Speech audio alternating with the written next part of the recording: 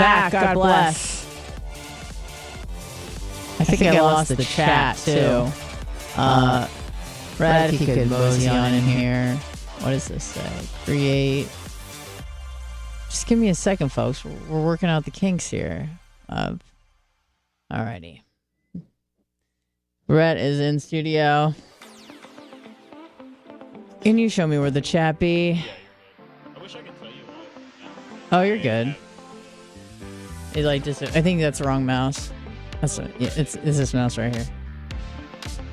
Where did it go? Did I made it disappeared. Not that I'm gonna read it, and I feel bad. There we go. Beautiful. Thank you guys. Thanks for being patient. Thank you, Rhett. Appreciate it. 813-90 Bubba, if you'd like to call in. We got a Bubba 199 tonight. Very excited about it. It's going to be quite the party. It is Bubba's 47th. My math is correct. 47th birthday, and he's very excited about it. And don't be fooled. Everybody likes celebrating their birthday, but they want other people to do it for them. So, when Bubba says, I don't want to do anything for my birthday, don't believe that for one fucking second, because everybody likes to be showered with gifts, with love, with presents, with cakes. If you're a woman, maybe with flowers and balloons. Everybody likes that because your birthday is a good proxy for how much you matter. And no one likes to say that because there's some people that maybe don't get nothing for their birthday.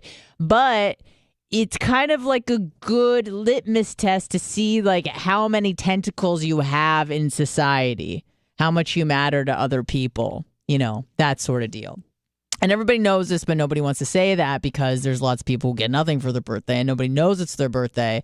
And that's not to say that you don't matter, but I would say that, if you are, I don't know, the president of the United States, a lot of people are going to come to your B-Day bash.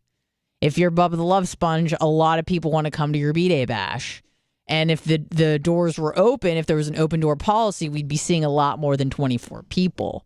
So it's kind of like this proxy, a good, litmus test to see how much do I matter. So when people say, I don't want you to do anything for my birthday, that's a lie. Now, that doesn't necessarily mean they want a party, because sometimes they don't want it. That's true. They don't want a party, but they do like to text. Let's limit the phone calls unless you're a parent, maybe a sibling.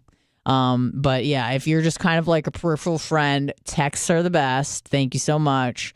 Cards are always appreciated, but presents are supreme. Everybody, even if it's a bad gift, just knowing that someone went to a store, went to Amazon or whatever, and spent at least a good 5 minutes with you in mind, thinking, wow, Anna, Bubba, Lummy, anybody would really appreciate if I got them this. Just the gesture.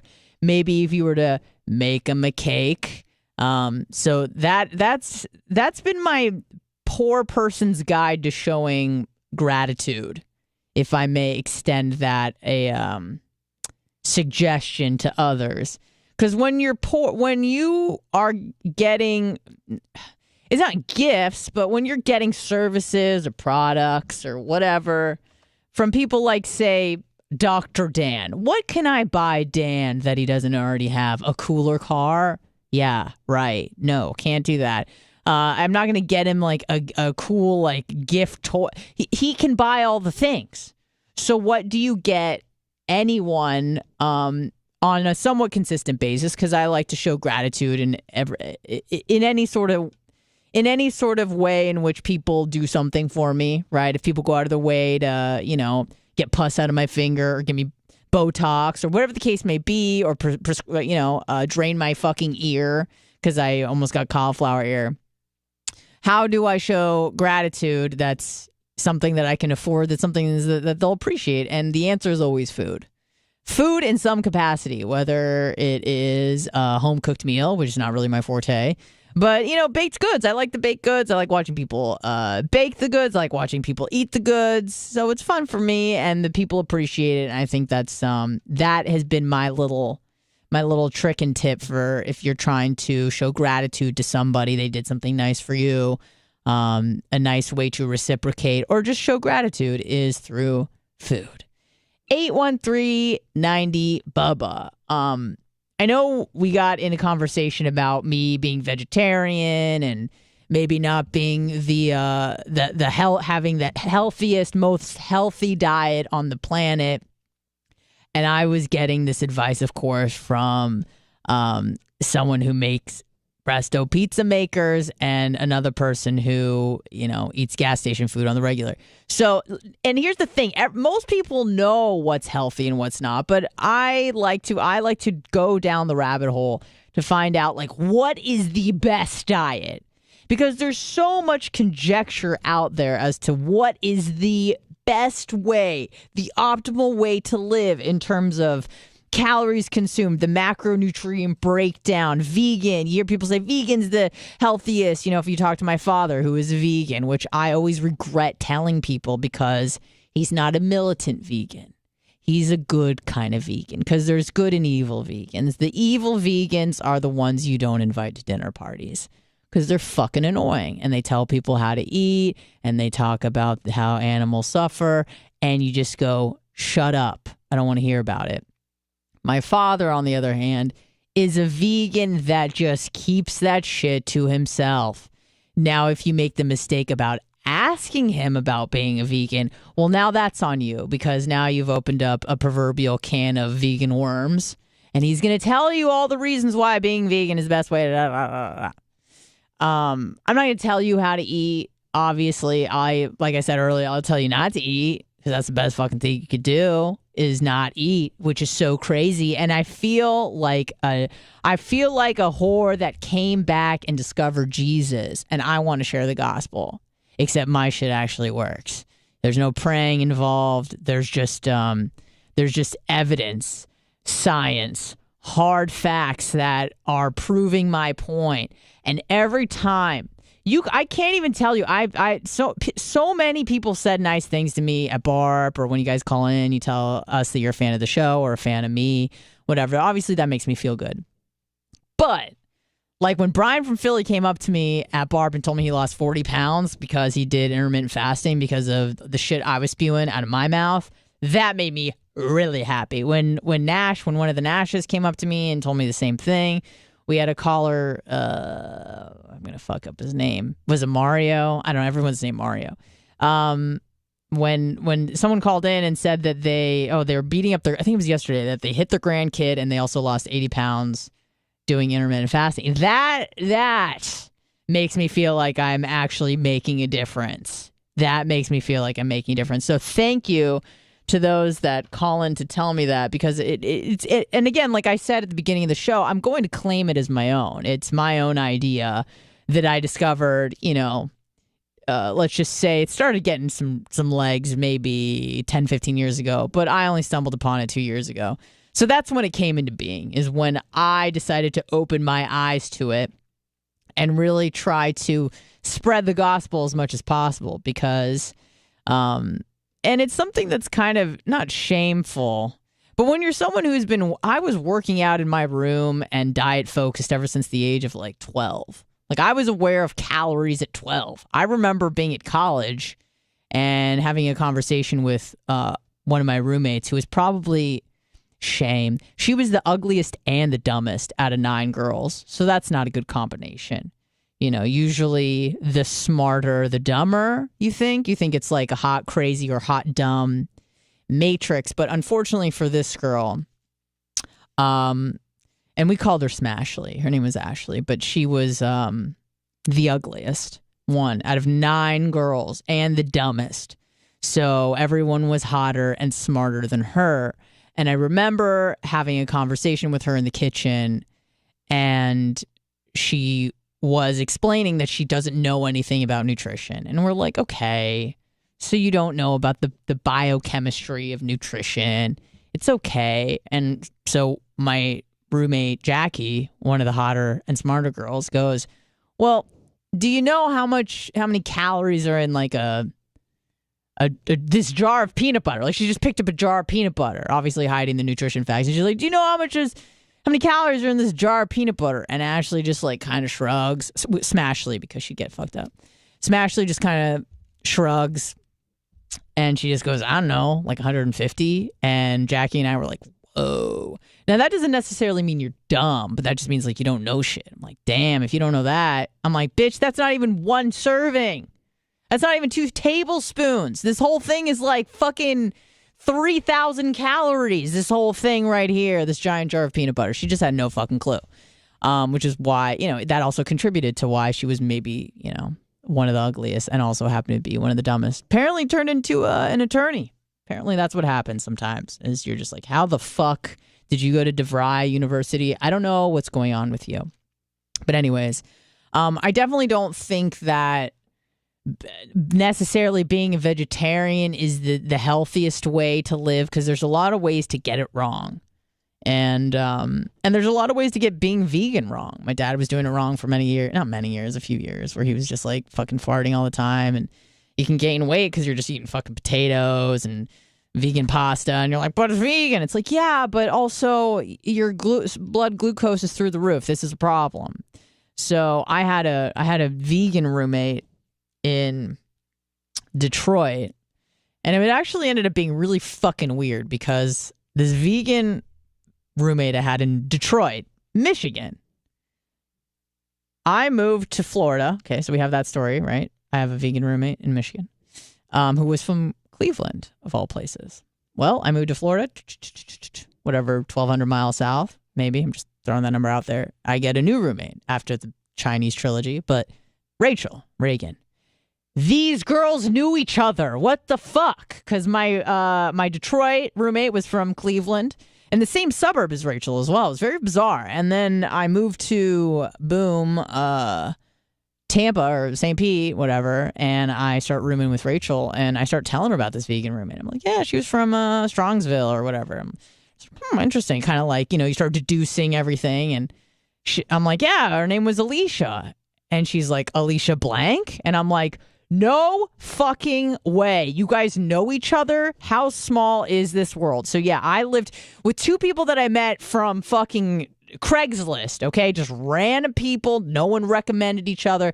But the girl that I lived with randomly in Detroit personally knows the girl I now live with in St. Pete. So crazy shit. Can't believe that happened. But anyways, the vegan chick, when I met her and she was vegan, we had a lot in common, because vegetarian, you're like, oh, we're into similar shit. We like eating alfalfa sprouts or whatever.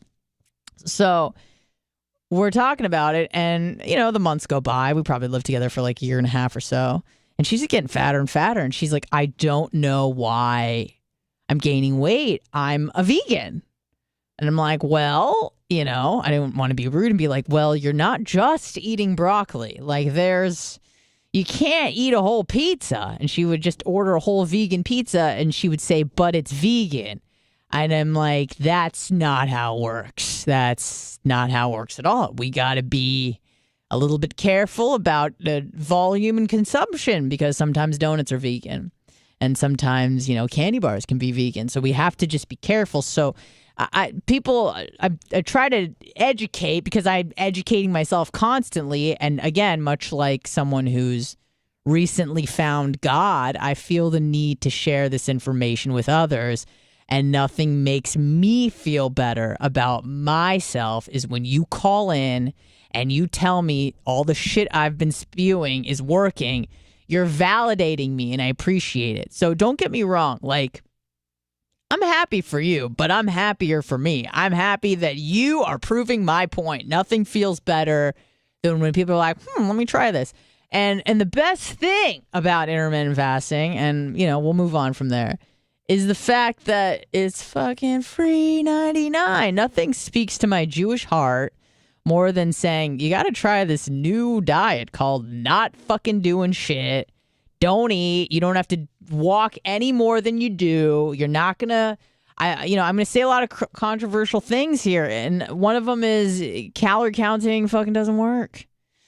Or it may work in the short term, but you're not going to have any sustained long-term progress, from counting calories or even calorie restriction. You go, Anna, that's blasphemy. everything is calories in, calories out, don't you know? And I go, well, did you know that when you start consuming less calories with these calorie restrictive diets, your body starts burning fewer calories? So you go, what the fuck? How do I win this? And the answer is intermittent fasting. So that was devastating for me because it shook. When I first came across all this shit that's been around for decades, I was like, what do you mean calorie restriction doesn't work? It's all about calories in, calories out, but it's also calories burned and calories stored. So if you're taking in fewer calories, your body, unfortunately for you, is very efficient. So if I run a mile, and let's just say Bubba runs a mile, we are not going to burn the same amount of calories. He's going to burn way more calories than me, which isn't fair, but my body's more efficient, and that's just kind of how the game works. So you kind of have to, you're fighting efficiency, although it's kind of, it's in your body's best interest to be efficient because that's how you survive, is you can't just be burning tons and tons and tons of calories. Like you can't have people, running marathons burning, I don't know, 100,000 calories because they're just not going to have enough energy sustained in either the glycogen that they have or their fat storages. So how do they do it? Well, their bodies become more efficient. And then you go, well, that just seems like a losing game. How the fuck am I going to ever lose weight? And then I tell you, it's what you eat, and more importantly, what you don't eat. So just don't fucking eat. Because if you wait long enough, your body is like it's like a hybrid car. You can burn fuel or you can do the electric deal. And so you need to move from, you run out of fuel, which is the glycogen, the glucose in your blood and your muscles, glycogen in your muscles and your liver. Once that gets depleted, you go, where the fuck am I going to get energy from? And then the body does the little bit of transition. I forgot what that process is called, but there's a name for it. But then once it hops over, now you're in the fat burning mode. And there's a few ways to get there, obviously, but the most effective way is to just fast that ass off, baby. Fast that ass off. And you don't have to not eat for like a fucking week or anything like that. And then if you couple that with eating correctly, eating a whole food diet, which I don't think any legitimate physician would tell you not to do, eat things in their most natural state, maybe stay away from the Lucky Charms and maybe have a piece of fruit. I don't know, just a suggestion. If you can do that, if you can eat a mostly whole food diet, because a lot of whole food is going to have fiber. Stay away from the fucking juices. They're not good for you. Eat a whole food, a whole fruit, whole vegetables, things like that. They're going to fill you up. And you're going to see some serious success. And I feel like I've cracked the Da Vinci Code for you guys. I've figured it out. It's sustainable. It's easy. I shouldn't say it's easy. It's simple, not easy. There's certainly a difference there. Because, at the beginning of the intermittent fasting process, it was fucking annoying. Like, you're like, I'm hungry. But then what I started to do is I started to David Goggins myself. If you don't know who that guy is, maybe you want to check him out. But you just go, okay, I'm hungry. So fucking what? Deal with it, you little pussy bitch. You can't deal with a little hunger? Come on. And then you just, I tell myself not to be hungry, and then I'm not hungry anymore. That obviously takes practice. I don't recommend anyone doing like a 24-hour or even 18 hours right off the bat. Just try to go 12. Go 12 and then just kind of keep up in the ante, week after week, 13, 14, 15. And you're going to feel better. You're going to feel less bloated, and you're going to lose weight if that's what your goal is. Or you're not going to lose weight. You'll probably lose a little bit of muscle, but you'll mostly lose fat because that's what you're burning. So let's take a few phone calls because I've gone on quite a long time, as everyone expected. Christ almighty. Hello? Anna. What's up? Brian from Philly. How you doing? What's up? I freaking summoned you. Brian, can you tell the impact you've had on me because of the impact I've had on you? It makes me feel so good, and thank you for telling me that, Sure. Barb. I used to weigh about 245. I had type 2 diabetes. I looked like shit. But then I started fasting. And, yeah. About 2 years, I guess it's been, maybe more. But now I'm just maintaining 210, 215. That's fantastic. I don't have type 2 diabetes anymore. That's what I like to hear. Testimonials. Call in. Yeah. The cholesterol's normal now. It changed my life, actually. I mean, like, people see me I haven't seen in a while. I saw a girl over the weekend I hadn't seen in a while. She was like, oh, my God. Very impressed. Great. I'm getting Brian laid. This goes well beyond diet. Some people are like, "Are you sick? Did you get sick?" I'm like, "No, I'm just diet." Yeah. So, yeah. great. Well, Hey, that is fantastic. I'm on my way to Tampa right now. Woo! We'll see you tonight, right? Tonight. Yeah, I'll be there in about 3.5 hours. Perfect. Brian, can't wait to see you. Always a pleasure. Yeah. Going to Union with Little Wilbur's Afterbirth. Oh, wonderful. I love when you guys hook up with each other, not necessarily sexually, but, you make friends with each other. I hear people, I love hearing that because it extends beyond us. It's a community of people. Everybody likes the show. Everybody has a sense of humor, and it's a group of great peeps. It is. I met, so many great people at Barb, and a couple of them I still, in touch with, so it's awesome. Fantastic, Brian. Thank you so much for calling in. All right. I'll see you tonight. All right, we'll do. We'll do, sir. Bye-bye. Hello, who's this? This is the Beth. The Beth? Yeah, Beth. Yes, Beth. What's going on, Beth? Talk to me. Good morning. Good morning. Anna. Yes. I wanted to thank you. I've been intermittent fasting, and I have 50 pounds. I think you're breaking up, but you want to tell me that I was right about everything, and it's working fantastically, right? Absolutely. And I Beautiful. love what you bring to the show. Can Thank you hear you. me now? Yes, ma'am. Much clearer. Your knowledge and your humor, it's what Bubba's needed in the show for a long time, and it's great. Thank you, Beth. How much weight have you lost on this deal? About 50 pounds. 1,000 pounds. Okay, great. No, 50. Oh, 50. I'm sorry. You cut out again, so I just decided to insert any number. 50 pounds is fantastic. Great. 1,000 pounds. Yeah. You cut out, so I'm like, yeah, it's 1,000. Rounding up. So that is fantastic. Is it maintainable? It's pretty easy to do? I'm maintaining, but I started my fast a little bit longer from about 16 to 18. I haven't been able to get as much exercise the last couple of weeks. That's fine, so yeah. I'm a little 2 pounds up, so I'm really That's being fine. careful. The body fluctuates. There's nothing to worry about. Even if you gain 5 or 7, the body fluctuates. So don't worry about that. Question, though, Yeah. that I have. If I drink a Monster, which I've done all along, a Monster Zero in the morning, Yeah. it has 3 carbs. Am I breaking my fast? I mean, technically, yes, but I wouldn't be too concerned about it. But yeah, anything that you're consuming that's not like tea, water, or coffee is considered breaking a fast. But some people don't even have coffee. They consider anything other than water breaking a fast. So I would say it's breaking the fast, but I would say I wouldn't worry too much about it. Okay. Well, and then Dr. Dan swears by the rehabs, the Monster rehabs. But they've got that's his health advice. Yeah, I think I don't know if his are 0, but I know that it's not a full Monster. Okay. It's 25 calories. Added sugar. Oh, it does? Okay. Yeah, I don't drink. To be honest, I don't drink too much Monster. I do have a Celsius every once in a while. But I wouldn't recommend that. I try to stay away from energy drinks, not for the fasting purposes, but and I know that we're trying to get a Monster endorsement, so I'm treading lightly, but yeah, hey, if it works for you, it works for you. What I started doing, because the rehabs have 7 carbs and 3 sugar, so if I'm not doing a lot of exercise, I started drinking. Yeah, I would definitely consider that breaking the fast, but I honestly wouldn't be too concerned about it. You're not having a fucking bagel. It's it's 3 carbs. You're fine. That's true. Yeah. No.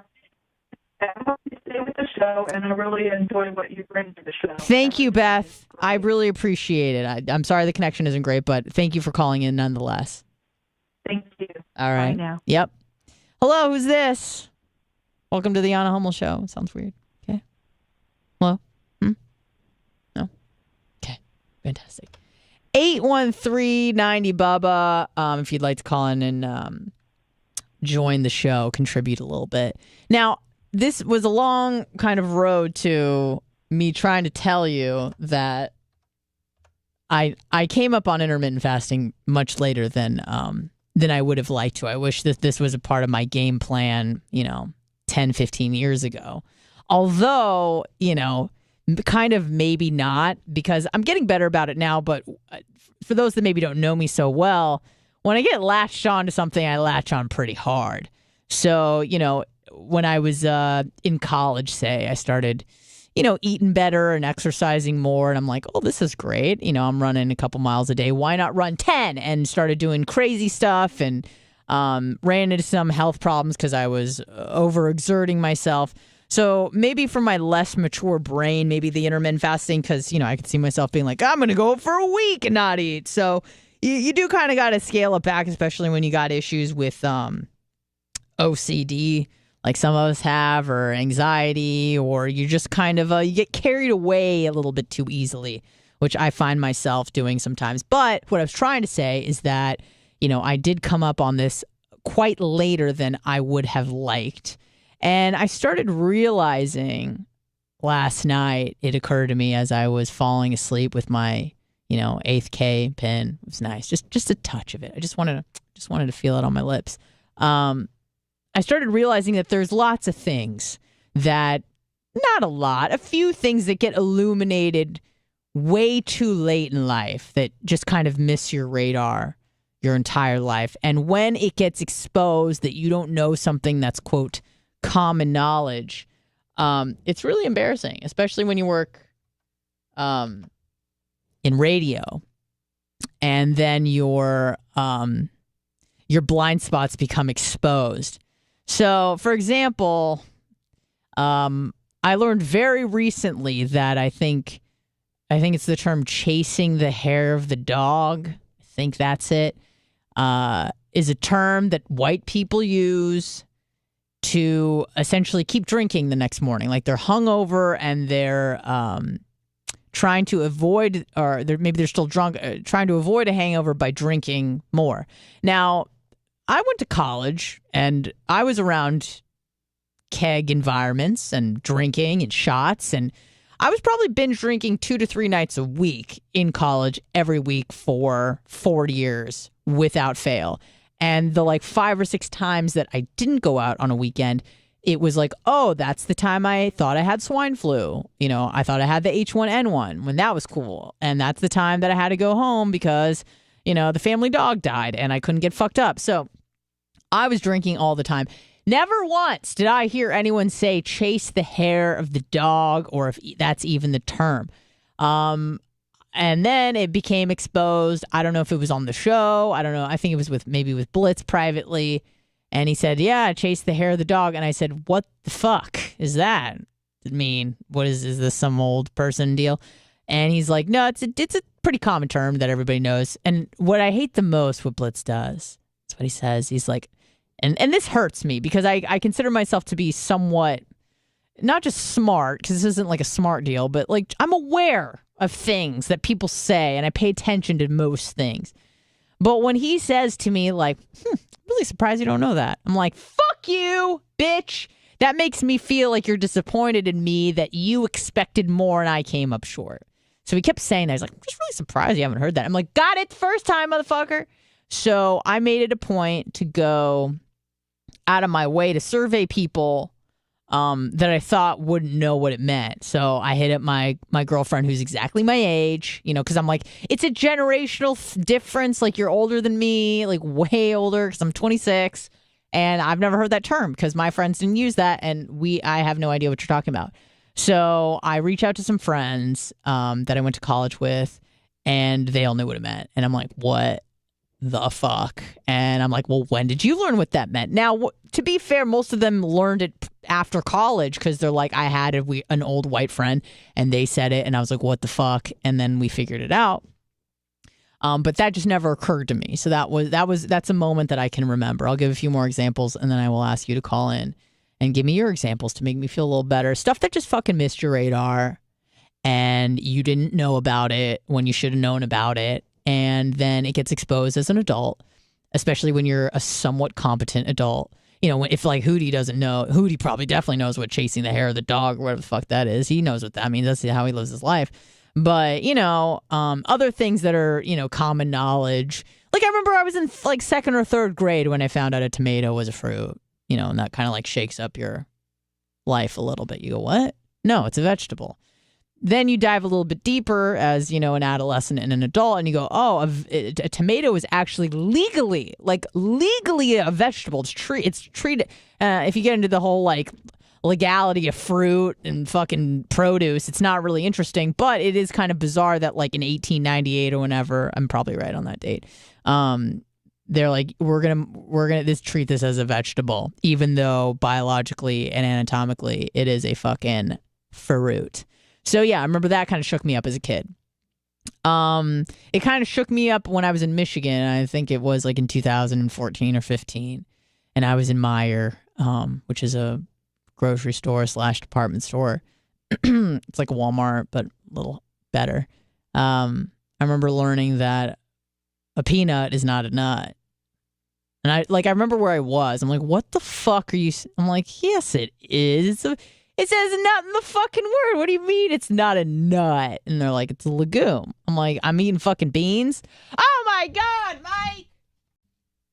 Thurman, $49.99, the Anna Hummel Show. First donation. You are rocking it. Thank you very much, Mike. Much appreciated. I really am glad that I saw that because I'm trying not to read chat and also think and talk and do all the things and answer the calls.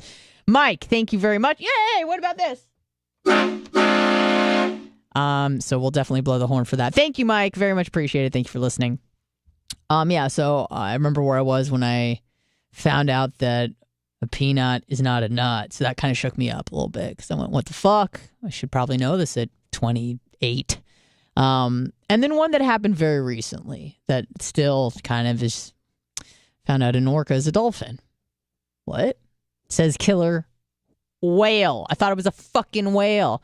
Then I'm watching some goddamn, Planet Earth shit, and they're talking about dolphins and start showing the orcas. I'm like, why is a orca in there? And Blitz is like, a orca is a dolphin. I go, no, it ain't. It's a fucking whale. It says killer whale. He goes, it's a fucking dolphin. I go, I hope you are wrong because this is going to make me very upset. And sure enough, an orca is a dolphin. So those are just a few examples of things that have missed my radar. Oh, of course. The most embarrassing one by far, and I think I've told this story before, but I'm going to tell it again. I used to host trivia in San Diego. This was about, oh God, I'm old. Very old. It's about 10 years ago, maybe longer. 12. It was before I moved to Michigan, trying to find myself. I came home from Thailand with $64 in my pocket, no plans of the future. Didn't apply to grad school, literally just went gallivanting for a year and a half in Australia, Thailand, Malaysia, Laos, and Vietnam, just fucking around.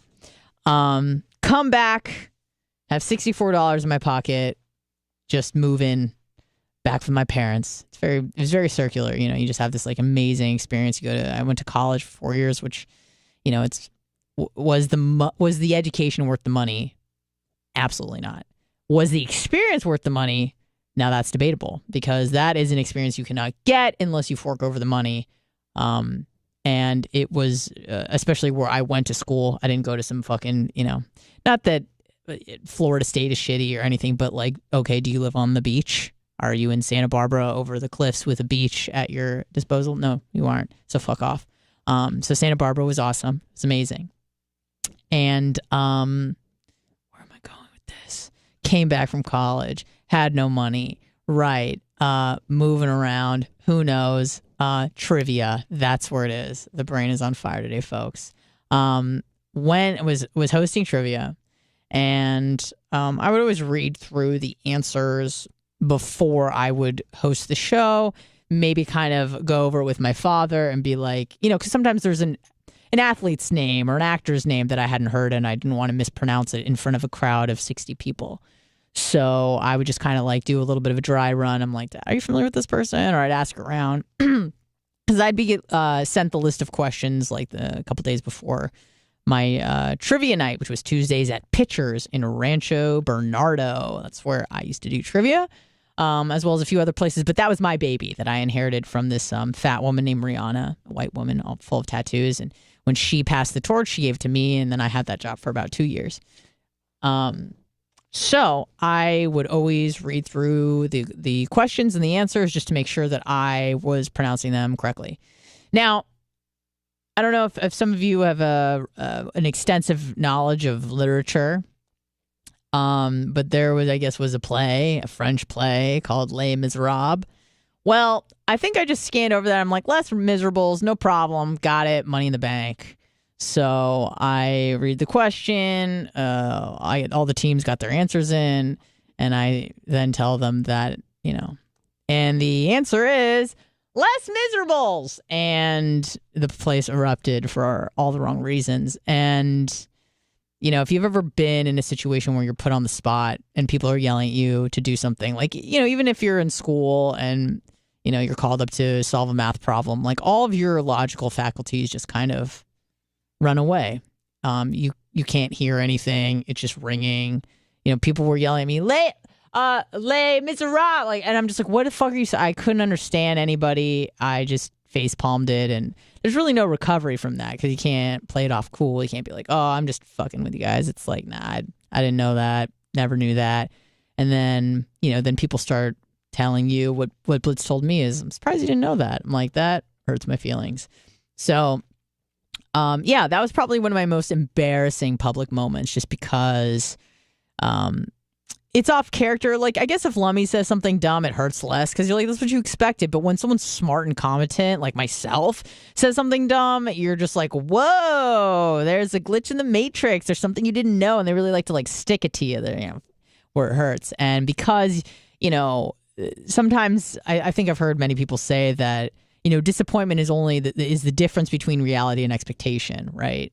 So if you're expecting to be dumb and then you are dumb, you're just like, it's a net zero. You don't feel bad because you're like, that's what we expected.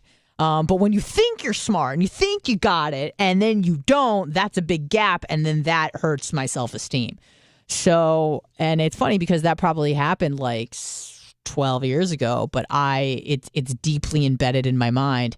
And I remember telling myself, like, they'll forget, they'll forget. And they never did because every time I'd walk in the door at Pitchers in San Bernardo, they would yell Les Miserables at me every time for 2 years. And it hurt my feelings. Let's take a few calls. Hello, who's this?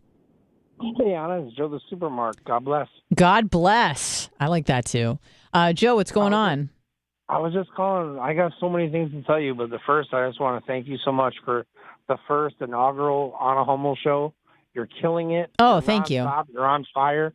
It's almost like ramblings of a lunatic, but you're so lovable that you're not a lunatic. Oh, you know what I mean? Thank you. That really makes my heart happy. Thank you. And I kind of messaged you in chat earlier this week questioning about intermittent fasting.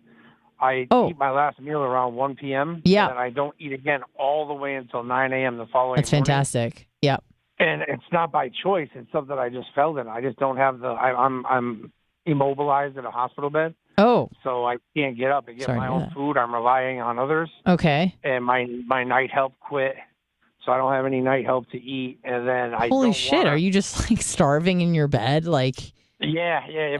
But now you've taught me about intermittent fasting. I realize I'm not starving because I make it. I don't even need snacks. No, you don't need nothing. Yeah, it's been a lie. Yeah. And even when you said the other day, like when you have to piss, just wait 30 minutes and then you won't have to piss anymore. I said that about pissing?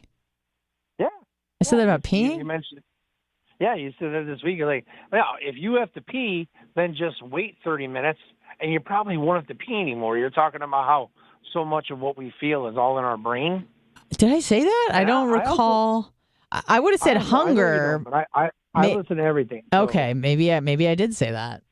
You did, and I thank you for it. And even more so, listening to you since you've been around and since you've come around.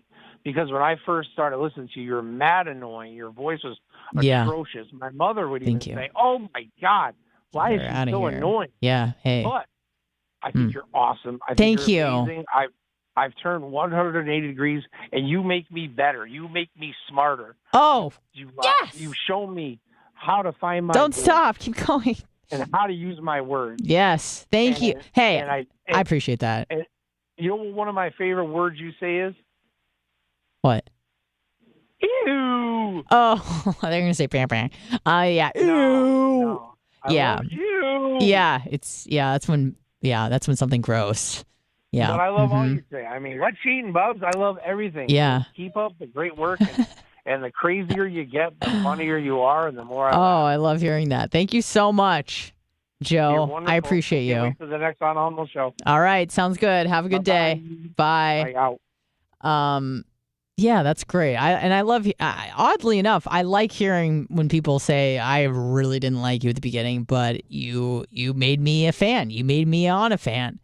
Not in the sense that like you're a big fan, just in the sense that you just don't hate me anymore, I suppose. So that's a super win for me. I very much appreciate it. Thank you for calling in for all the intermittent fasting testimonials.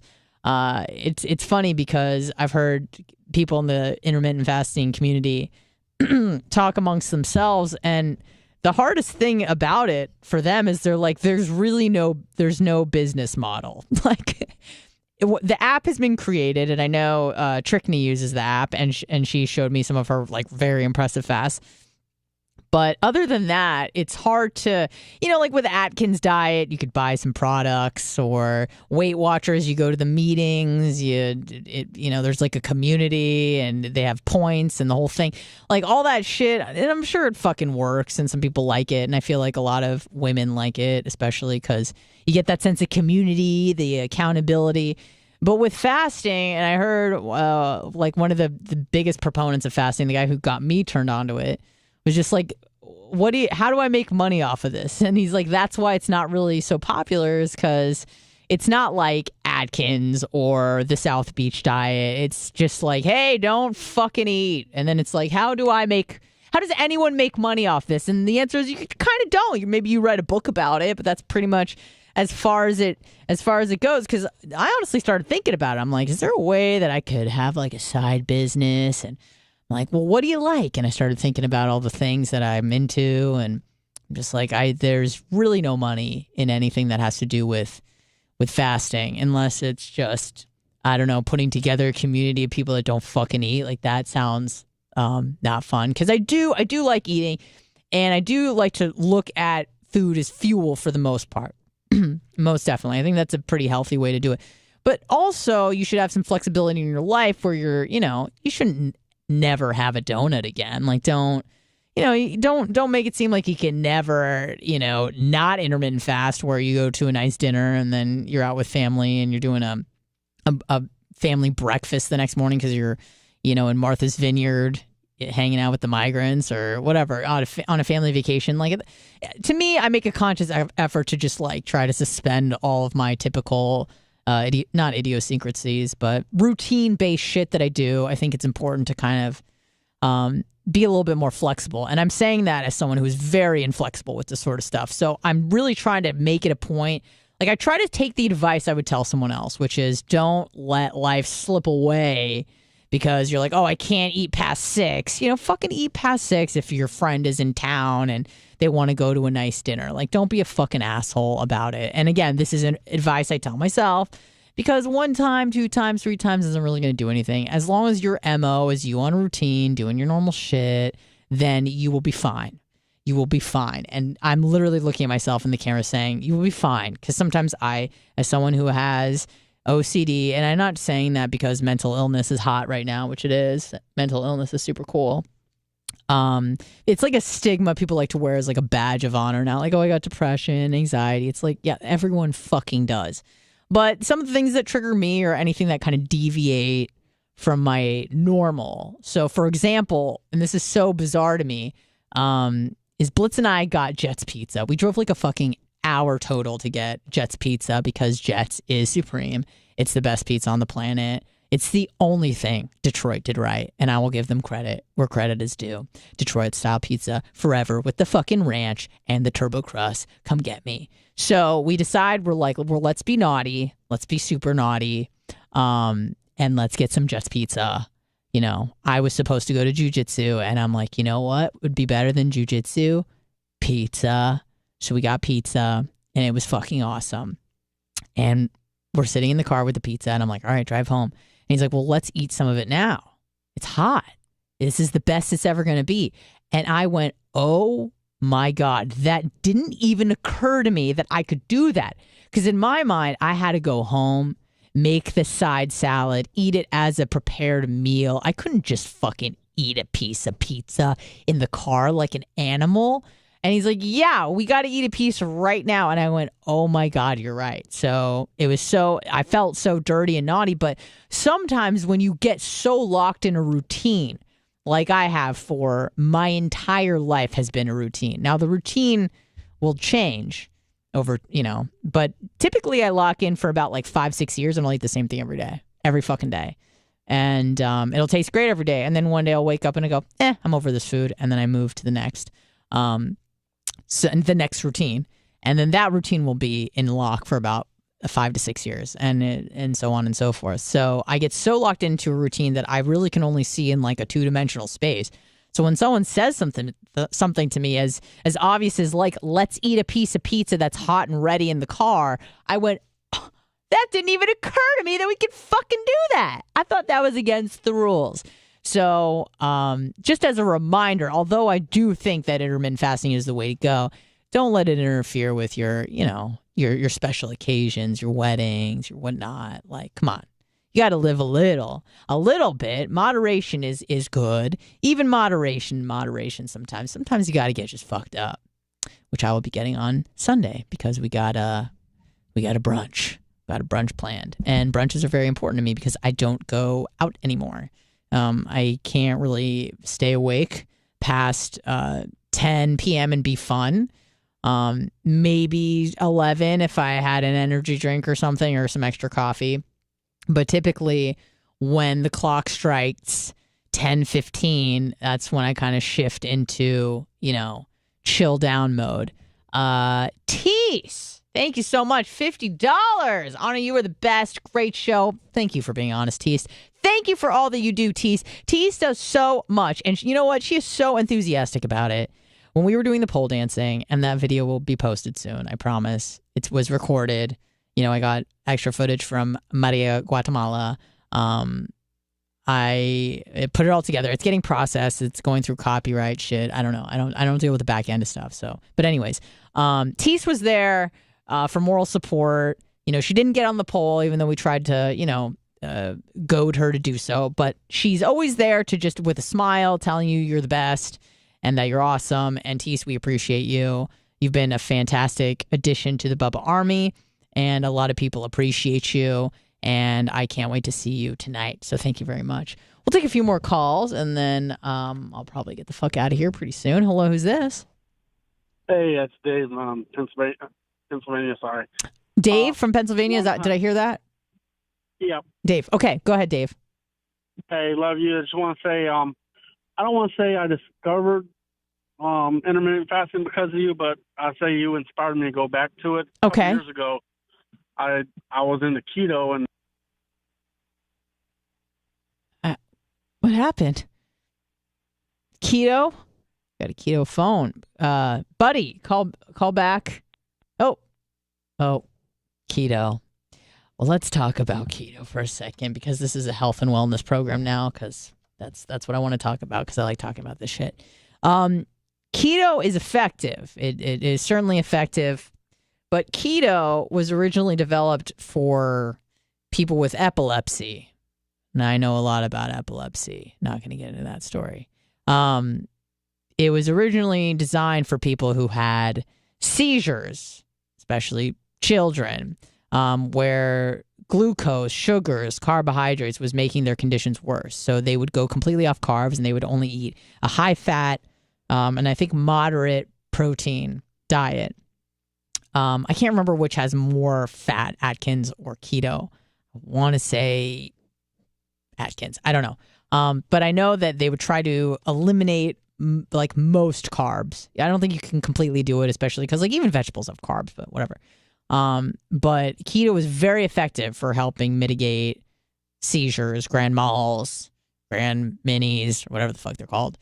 So that's what it was originally developed as. And much like the Ozempic deal was originally designed for people with diabetes, and now has been turned into a weight loss drug for people who really need to lose weight, but also people who just kind of want to lose 10, 15 pounds, where it's not really a chronic issue for their health, but they just kind of want to look a little tighter, a little leaner. Same thing with keto is people started using it as a weight loss deal, and it works, but you can't really fucking live your life, man. Like, so you have one piece of bread and then it just knocks you out of ketosis. Like, I don't know. And I feel like you're never going to sell people because if you're doing keto, you're just like white knuckle gripping it. You know what I mean? 10 and 2 really hard through the rain, and that muffin is looking at you and that donut is looking at you and you just can't have it. Anything that's going to tell you that, you need to have a complete elimination diet is just something that's not sustainable. Now, that's not to say it doesn't work, but at some point your willpower is going to run out and you're going to want to fucking have that donut. And that's why I like intermittent fasting, because I'm not telling you not to have the donut ever. I'm just saying maybe put it in that smaller feeding window is what I'm saying. And it's okay to have donuts. I fucking love donuts. It's okay to eat like an asshole sometimes. I do it probably like once a week, once every other week, where I just eat like a total fucking asshole. Lately it's been more regular, but I think that's because I'm going to enter Shark Week soon, so I'm going to give myself a little bit of grace there. But anyways, yeah, as long as what you're mostly doing is good, that's fine. But my issue with keto is it's like, how the fuck can I take you out anywhere unless you're just going to eat like steak and broccoli all the time, You're never going to have that piece of bread. You never have a piece of cake again. You're never going to have that fucking bagel with lox and cream cheese. You're never going to do that ever again. I don't think so. That's no fun. So you got to live life a little bit. You got to give yourself a little bit of leeway. And that's my main issue with keto is that, there's really, unless the motivation is you're allergic and you're going to die if you have, you're allergic to bread or something, or you're in a situation like, I don't know if some of you listen to Michaela Peterson, Jordan Peterson's daughter, and she is on a strict carnivore diet. Like all she has, I think, is lamb and cow, and that is it. And that's not because she's trying to like lose weight, but she has like an autoimmune disease. So it's like her shit. She's like, I either take this or I get a horrible flare up and want to kill myself. So in those situations, you got to be kind of hard line, if you got a condition or allergies or whatever, autoimmune willies. But for the rest of us that are fucking normal and can handle gluten and other sort of shit because our immune system works properly, I wouldn't suggest keto. I would say, maybe go lower carb and intermittent. This is what I say. Watch your carbs. Here, are you ready for the ticket to health, forever health? Here we go. Buckle up. Number 1, just watch your carbs. You don't have to go crazy. You don't have to eliminate it, but just be mindful of like how many carbs you're consuming. Number 2, eat a whole food diet. Okay. Even if you have a potato, it's better than having potato juice or some shit like that.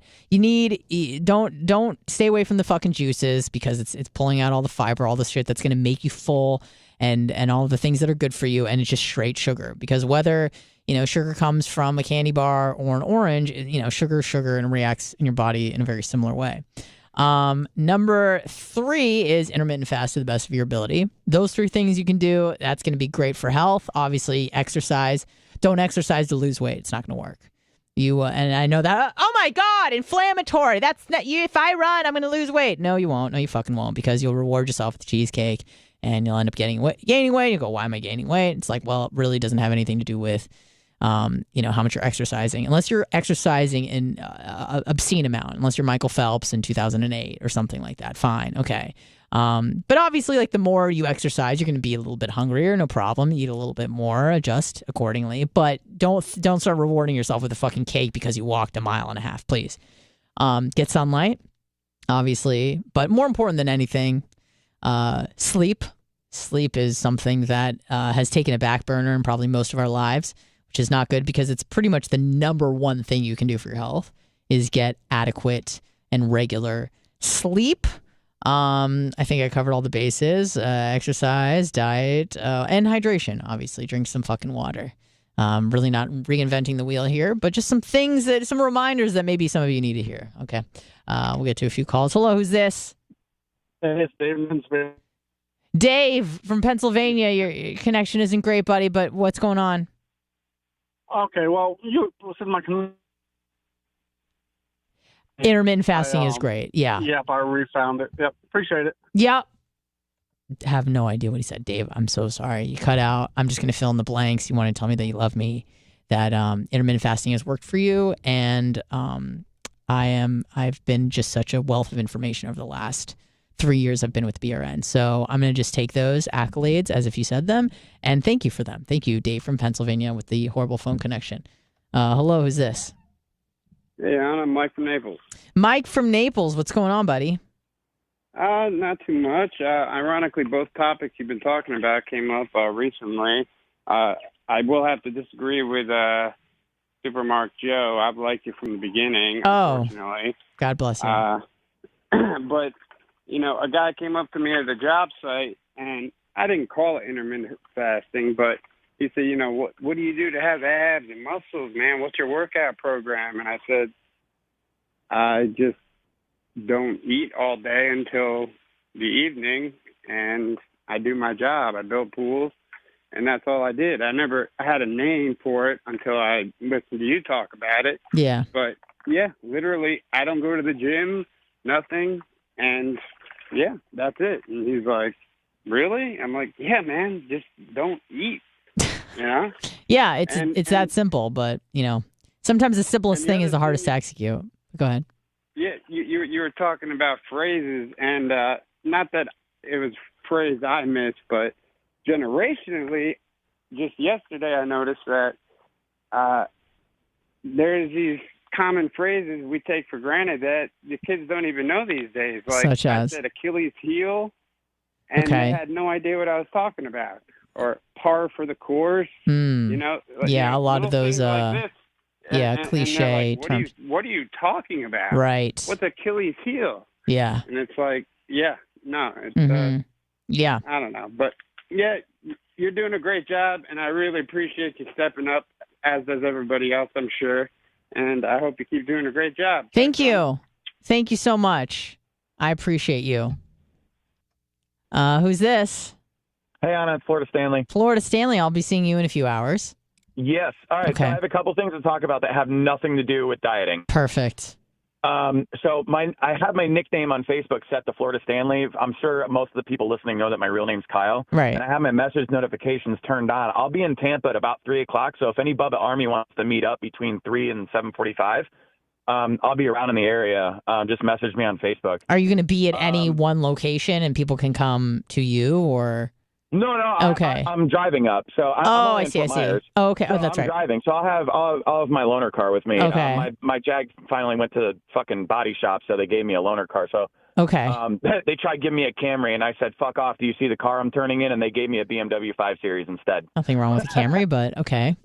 I'm sorry. Yeah, that's hurtful. Gus and I and our relationship. I know. I'm sorry. Yeah. So I know Dan's not listening, so I'll tell you what I got Dan as a gift. But do you think Parent is listening? They're probably at lunch right now. Okay, so they're so not I think listening. I think we're good. I got them for a gift. Okay. So Bubba, I'm gonna give Bubba one of my guns. I think he'll like that. I'm gonna put it in one of my ammo crates and give it to him in like one of the old Army ammo crates and everything. Hey, hold on, I'm on the phone. Close the door. All right. So I'm gonna give him one of my guns, and then I got Dan. They're not like anything crazy expensive or anything, but he'll like the camaraderie of it. Okay. I got him carbon fiber sunglasses with gold lenses. Oh fuck yeah! Gold lenses. I'm like trying to imagine what this looks like. Okay, are they very reflective? It's real. Yeah, they're the reflective ones. So I'll be able to see myself in Dan's eyes. Yes. Sounded weird, but it's real. They're real carbon fiber, and then the lenses are gold. I figured he'd like that. I found them on Amazon. They're, like I said, they came in a really nice case. They're not crazy expensive, but I'm sure he'll get a kick out of it. Oh, That's absolutely. He was going to be there, because if he wasn't going to be there tonight, I was just going to leave him with Bubba and then have him give them to him on Monday or Tuesday. Nah, Dan's going to be there. Dan's going to be there. He'll be late, but he'll be there. He knows that his presence is wanted and desired. And last time Dan came to 199, I don't know if anybody remembers the infamous ripping the undershirt deal, but that was probably one of the best moments that I think we've all had on the show, because it was hilarious. It was awesome. And then lastly, I got something. I'm not going to say it out loud, but I'm sure you'll be able to figure out what it is. I got something for me and you as well, but only if you feel like partaking. Oh, wow. I think I may have an inkling as to what that is. And thank you for reminding me, because I do kind of have to do a little bit of an advertisement after this. So I'm like, hey, Sunset Music Festival, what's up? Oh, yeah. I'm something related to that. Yeah, I'm bringing that, and I'll be at Sunset. I don't know if you do shrooms, but I'm bringing a bunch of shrooms too. I haven't done shrooms since college, but is that a lie? No. No, I haven't.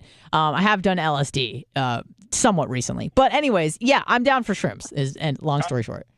Yes. Okay. Yeah. Excellent. All right. Well, yeah. Just any Bubba Army, hit me up on Facebook, and I'll be there around 3:00. Fantastic. We'll see you soon. All right. Bye. And just a quick note about Florida Stanley. Like, he's actually like a really cool guy. Like, he's fun to hang out with. He's I guess you would call like a mark for the show, but just like a good one. Like, he never like overstays his welcome. He knows when to leave. Like, just cool dude. Really friendly and definitely good hang. So if you are around or you're kind of getting up in this area, like I'm not quite sure when Brian from Philly will arrive, but link up. It'll be a good time. Oh my God, Belinda Fennel, $25 on Super Chat. Great show. Anna, sister. Jeez, my eyes are so bad. Sister girl, if here. Oh, sister girl.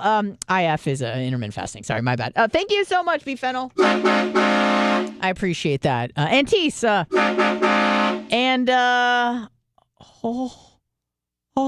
Mike Thurnberg, $49.99 I think was the first one. So thank you guys all so fucking much. That really helps me out. Not because the money goes directly into my pocket, but it's good when Bubba's like, she's fucking generating some stuff. This is nice. This is good. We appreciate her. So, yes, Bubba 199. Oh, the ad. Yes. Not that it's an ad that I necessarily need to do, but it's always good for a little bit of an air check. I will be attending Sunset Music Festival. It is, I believe, May 27th and 28th at Raymond James Stadium. And I've been once before. It is a great time if you are at all into electronic music, which I'm sure most of you are not, because this is probably not the demographic. But some of you are, like Florida Stanley is. I think he might be there. Or Dark Match Steve. Both or either, or maybe neither. But I'm pretty sure Dark Match Steve told me that he was going to go to that or was thinking about going to that. So if you are all into the unts, which can be fun. Like, or here's the thing. Like, I was talking to Blitz about this too. Like, Blitz doesn't love electronic music. Please. But he does like a good production. He likes the aspect of the lights and the lasers. So, if you are into electronic music or you are into just a good fucking show, like you like the lights and because it's fucking intense, especially if you're taking drugs. But it's a lot of fun. There's free water, and I'm not going to mention this on an interview I have coming up with one of the founders of Sunset Music Festival, but I think they did not give free water a few years ago, and some people died. So they make sure that water is plentiful, and you can find it pretty much anywhere, which around the, not the fairgrounds, but over the festival grounds. There's water everywhere, so all you need to do is like either I have a hydration pack or bring a water bottle that you can refill, so it's no problem. Because it's very hot. If you're from Florida or you know anything about this part of the country, Memorial Day weekend is the kickoff to summer, and it's hot. It's hot as balls. It's a very hot weekend, and if you're dancing and you're on drugs and you're in the sun all day and you're not eating, then it can be detrimental for your health. So make sure that you are staying hydrated. And they have plenty of water for everyone to have, because all it takes is one person to die, and then everybody gets free water. And you can say to yourself, is that worth the trade? And some might say yes. 813-90 Bubba. I think we kind of have to get out of here soon, but we'll take a few more calls. Come on. Hello, who's this? I'm feeling friendly. Anna. What's up? Hello. It's Sicilian Redneck. How you doing? Sicilian Redneck. I feel like we have a pretty good relationship in chat, which is unusual. Because because most people I'm like, fuck that guy, but I'm like, Sicilian Redneck is cool. He always gives me the benefit of the doubt. Thank you. So missing Blitz a little bit, but you're still smashing it. You're killing it. I'm missing Blitz a lot. Yeah, of course I do. He's my partner, even though that term sounds disgusting. But we met through the show, and we have a lot of history through the show, and it's sad that he's not here. It makes me sad. But it's an adjustment period, and I still see him, almost every day. So I'm lucky like that. So, but anyways, go on. Okay. Now, I was going to ask for your help, but I don't want to take up a lot of your time. No, please. I love it when people ask for my help. Yeah. I work out Monday through Friday. Great. I'm an early evening, late afternoon workout. Perfect. That's when I can do it. Perfect. Usually have dinner about 7-ish, and I've gotten in pretty good shape, but I've still got some unwanted, fat belly, fat around the belly, and love handles. Yeah. And so I want to try this fasting thing. So, just real briefly, how do I get started on this? And I heard you say something about maybe coffee or water is acceptable. Black coffee. So don't think that you can go to Starbucks and have a Frappuccino or something like that with extra whip. Right. So you have your meal at 7, and then when do you eat breakfast? I really don't eat anything until 7:30ish already. So, but I guess my question is, once I eat again, I try to hold out for another 10 or 12 hours, or hold on. So you eat at 7 p.m. dinner, and then when do you eat in the morning? 7 a.m.? Yeah, about 7 a.m., 7:30 a.m. All right. Well, don't eat till 9. Can you do that? Okay. Just start small. You don't have to be you don't have to be crazy, because the shit that I'm doing now, there's no way in hell I would have been able to do this 2 years ago. Because, and you guys remember when I first started on the show, not even first started, I was like a year deep, where I was eating fucking yogis on the show, bananas on the show, eating berries and shit constantly. And that was on top of me having breakfast when I was at home. So I would wake up at 4:30 in the morning, eat at 4:30 a.m. By 7, 8, I was starving because, insulin goes up, insulin drops. So I was tired. I needed more food, needed more caffeine. It was just a horrendous cycle. So I was constantly hungry all the time. But, I wouldn't tell that Anna 2 years ago to be all right, don't eat for 24 hours. That wouldn't work. I can do that now without any problems. But at that time, just try to go 12 hours. If you're used to going 10, go 12. And then, and then do that for a week. Yeah, and then do 13, 14. And once I eat at that, let's say 9 a.m., so I hold out to 9 and 9:30. After I eat, then am I trying to hold out until my meal at 7 again? Yeah, I wouldn't delay it. Yeah. Again, I would say that conventional wisdom on the matter would say the shorter the window, the better, Okay. But again, that can shift and that can change depending on your goals, right? So if you're trying to lose fat, that's a really good way to do it. But if you're trying to gain a bit more muscle, there's an argument to say, hey, maybe you should eat twice a day and have that window be 6 hours instead of just 2. So if you're trying to lose fat, which it sounds like that's what you're trying to do, I would push it. If you usually eat at 7:30, try to wait till 8:45, 9. Have black coffee if that's something that you like. I know most people, at least people here, don't like it. I love black coffee, but me too. Yep, black coffee, no cream, no milk, no sugar. You just fucking go black. The caffeine helps suppress appetite too, so that's good, and it also fills you up because it's liquid. So, all right, well, I'm gonna dedicate myself, and I'm gonna do it. I'm gonna give it a try. Yeah, you don't have to do anything. No, you don't have to pull anything crazy. You don't do 3-day fast or anything, but just push it till 9. That's it. Start there. Weekly or I try to do it. Try to do it every day. Try to do it every day. And again, if you have a family breakfast on Sundays that you do, and everybody gets up and eats at 8, do that. Eat at 8 a.m. Whatever. Don't But most. You should 80% of the time you should be sticking to the routine, to the grind. But you gotta live your life and don't miss out on family shit to fast. Okay, that's what I would say. I appreciate it. I'll let you go. I don't want to keep you, but no, you're good. Thanks again. That's why I'm here. Thank you. God bless. I'm a health goddamn guru. I'm a healthcare hero. Hello, who's this? Stacy. Stacy, what's up? I love you on the show. Oh, thank you, Stacy. I appreciate that. Truly do. Truly do. Yeah. You're one of 6 people that like me here, and I appreciate that. Thank you for calling in and telling me that. I'm also your little Jewish twin born in May. Oh, really? When's your birthday? 16th. Oh, fuck yeah. Just, yep. You said 16th? Yeah, 18th apart. Yep. Beautiful. Yep. Mm-hmm. And also down over close to 140-something pounds. You are down 140? Mm-hmm. Oh, my God. That's fucking insane. Yeah. Down 140. How does it feel? Probably amazing. Completely, because I was a size 26 back in the day. And when I got married, they had to add 2-inch gussets to the sides of my wedding gown. Oh. And the little Asian seamstress was saying, "You too fat. You put down fork." Yeah. Sometimes they don't have a filter at all. I'm aware. Yeah. Yeah. But that's what I did. I put down the fork when I put down the first husband. Okay. and diet and exercise. And now I stay on a low glycemic and low GI, work out constantly. And Beautiful. I'm 51 in May. Look at you. You're probably in better shape now than you were like in your 30s, right? Is it one of those? Oh my God, yeah. Yeah. Oh my God, because when I was fat, I thought I was hot shit. Yeah. And is that because of like society telling you that you're beautiful at any size sort of deal, or was this?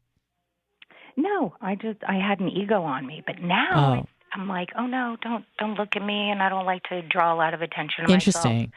I would get in a bikini at 265 pounds, and I'm only 4'10". Wow, so you're pretty short. I am tiny. Yeah, you're a little spinner. Yes. Well, I'm glad you got the weight off, because honestly, that is the best bet of health, is to just get that fucking weight off, whether it's Ozempic or whether it's intermittent fasting, or even if you have to get bariatric surgery. Like, obesity is not good for any sort of chronic issues, whether it be diabetes, cancer, heart disease. Like, just get the fucking weight off, and you did it. So you should be really proud of yourself. Thank you. Mm-hmm. Good luck. Thank you. God bless. Thank you. Bye. Bye. God, she sounds so sweet and nice. Can't believe people like that like me, but I do appreciate it. I can't stop taking calls, so we'll just keep doing it. Hello, who's this? Hello? All right. Hello? Hello? Anna, it's Fred in Ohio. Fred in Ohio. What's going on? Yeah, I have a question for you. Yes. What do you suggest on the intermittent fasting for somebody that's a diabetic that can't go that long because my blood sugar will drop? Oof. Don't fucking ask me that shit, buddy. I just got a bachelor's degree in physical anthropology. I really can't help you. I'm not going to tell you what to do. I don't even know what to tell you to do. Because I would just be like, fucking, power through it. But don't listen to me, because I don't know the repercussions of, the blood sugar dropping too low. And I know you could lose a foot or something. So please don't ask me that. Please Google or something. Get it. Talk to a doctor. If it drops too low, you can pass out and go into a low sugar coma. Right. Yeah. So again, don't ask me, buddy. I don't know. Are you type 2 or type 1? I'm type 2. Yeah.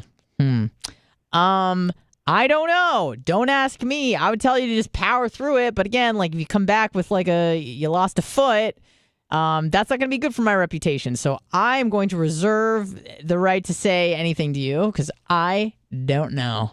Talk to a doctor that knows what they're talking about. Thank you. Sorry, Fred. Thank you. Sorry, Fred. Yeah. Don't try to get me in that fucking legal, responsibility or liability. Hello, who's this? Hey, Anna Hummel. It's Scout. Hi, Scout. 3 shows in a row. Hell yeah, you are. I wish you were coming to Bump at 199 tonight. Oh, I know. You really are the highlight of Barb, and and for people that don't go, you should go just to see Scout in all of her glory. Because honestly, you are you're so much fun. You're you're loud, you're drunk, but not throwing up or doing anything crazy. But you rile the party up. You're usually the first person to cheer when Dan or Kevin is giving a speech. You'll be like, yeah, and then the crowd erupts. But you really are the ringleader of fun during Barb weekend, and I hope you know that. I'm trying to learn some restraint in the fact that that's the last thing I want you to do. There was one barb where I don't remember large chunks of it. I had to be picked up off the floor, I guess, several times. I don't remember getting back to the hotel room. So I think I got the right combination, because the last 2 have been really solid performances, I think. So, yeah. So I think that's what I'm striving for. I want to be able to have some memory of it, not just be told in some pictures. I was told I had fun. Yeah. But yeah. But I'm kind of, I meant what I said the other day about the people that the show brings into your life. And when we were home last month, Elkhart Rob came down to our house for dinner. And we're going to be home in May on the 19th. So anybody who's in Arizona, don't want to doesn't mind making the trek down to Tucson, let's go out. Let's go to dinner. Hit Amazing. And you really are a really good person of a point of contact, because you know everybody, you're friends with you, Amy, Wizzy, Tease, y'all did dinner.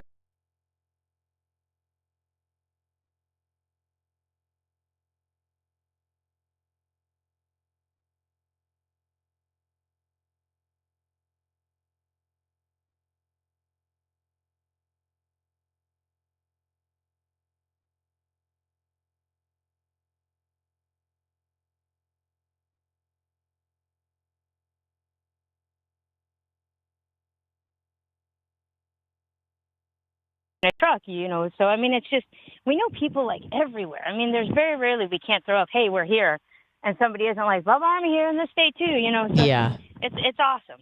Fantastic. But, yes, thank you so much for shouting out like where you're going to be and for people to meet up with you, because it's such a good time. And you guys, you and Big Gulp are so hospitable, and I really was able to get like a solid amount of one-on-one time with both of you. And, you know, hearing Big Gulp just talk about how grateful she is to have you in her life and for everything that she has and the kids. And, you know, I don't know if it was, you know, obviously I know she feels that way, but also, you know, it helped that we were probably drinking. But just the amount of gratitude that you both have for, you know, I think you went to Italy or you're going to Italy.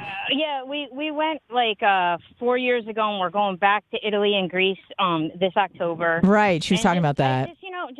I like when you talk about your traveling and getting out, because you can't appreciate what you have if you don't get out and see what else there is offered. Yes. You know, and I mean to anybody who doesn't get out of their own backyard and see what else America has to offer.